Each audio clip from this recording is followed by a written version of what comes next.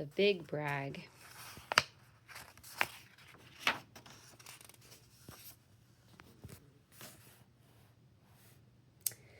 The rabbit felt mighty important that day on top of the hill in the sun where he lay. He felt so important up there on the hill that he started in bragging, as animals will, and he boasted out loud as he threw out his chest.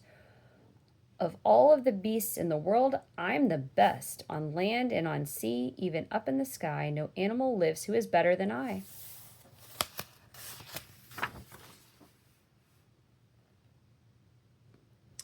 What's that? Growled a voice that was terribly gruff. Now, why do you say such ridiculous stuff? The rabbit looked down and he saw a big bear. I'm the best of the beasts, said the bear, and so there.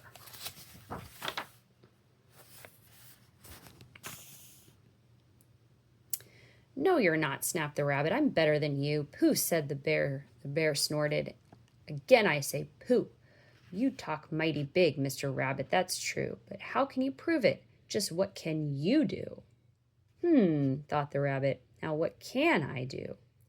He thought and he thought. Then he finally said, Mr. Bear, do you see those 2 ears on my head? My ears are so keen and so sharp and so fine, no ears in the world can hear further than mine. Humph, the bear grunted. He looked at each ear. You say they are good, said the bear with a sneer. But how do I know just how far they can hear? I'll prove, said the rabbit. My ears are the best. You sit there and watch me. I'll prove it by test. Then he stiffened his ears till they both stood up high and pointed straight up at the blue of the sky. He stretched his ears open as wide as he could. Shh, I'm listening, he said as he stood. He listened so hard that he started to sweat, and all the fur on his ears and his forehead got wet.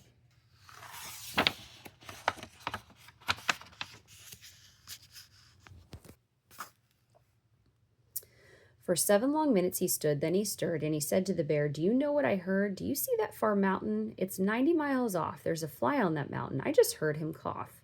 Now, the cough of a fly, sir, is quite hard to hear when he's 90 miles off, but I heard it quite clear. So you see, bragged the rabbit, it's perfectly true that my ears are the best, and I'm better than you.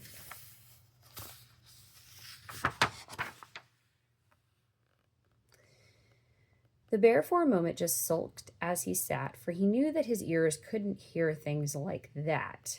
This rabbit, he thought, made a fool out of me. Now I've got to prove that I'm better than he. So he said to the rabbit, You hear pretty well. You hear 90 miles, but how far can you smell? I am the greatest of smellers, he bragged. See my nose? This nose on my face is the finest that grows. My nose can smell anything, both far and near. With my nose, I can smell twice as far as you hear. You can't, snapped the rabbit. I can, growled the bear, and he stuck his nose way up high in the air. He wiggled that nose, and he sniffed and he snuffed. He waggled that nose, and he whiffed and he wuffed. For more than 10 minutes, he snapped, and he snuffed, and then said to the rabbit, I've smelled far enough. All right, said the rabbit, come on now and tell exactly how far is the smell that you smell. Oh, I'm smelling a very far smell, said the bear. Away past that fly on that mountain out there, I'm smelling past many great mountains beyond 600 miles more to the edge of a pond.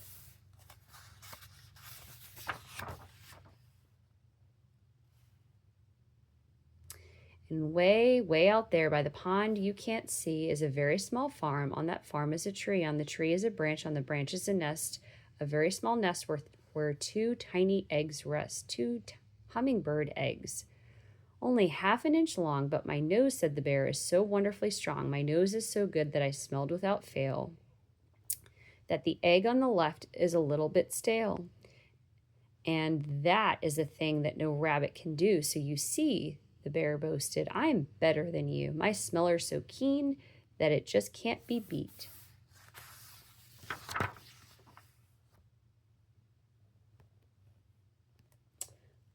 What's that? Called a voice from way down by his feet. The bear and the rabbit looked down at the sound, and they saw an old worm crawling out of the ground. Now, boys, said the worm, you've been bragging a lot. You both think you're great, but I think that you're not. You're not as half as good as a fellow like me.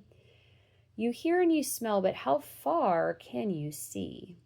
Now I'm here to prove to you big boasting guys that your nose and your ears aren't as good as my eyes.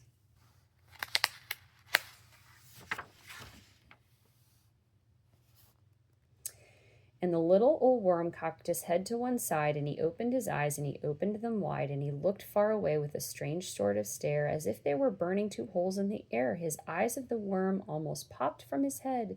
He stared half an hour till his eyelids got red. That's enough, growled the bear. Tell the rabbit and me, how far did you look, and what did you see?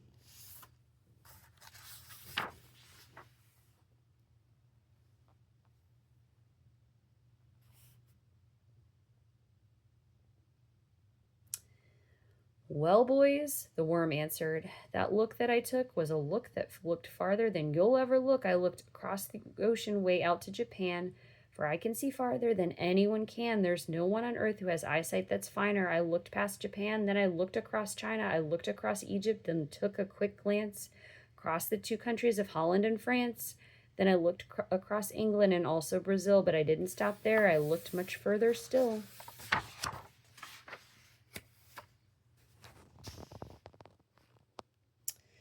And I kept right on looking until I looked around the world and right back at this hill. And I saw on this hill, since my eyesight's so keen, the two biggest fools that have ever been seen. And the fools that I saw were none other than you, who seem to have nothing else better to do than sit here and argue who's better than who.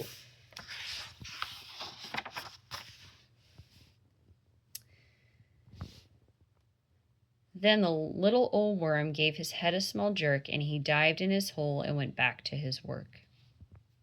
The end.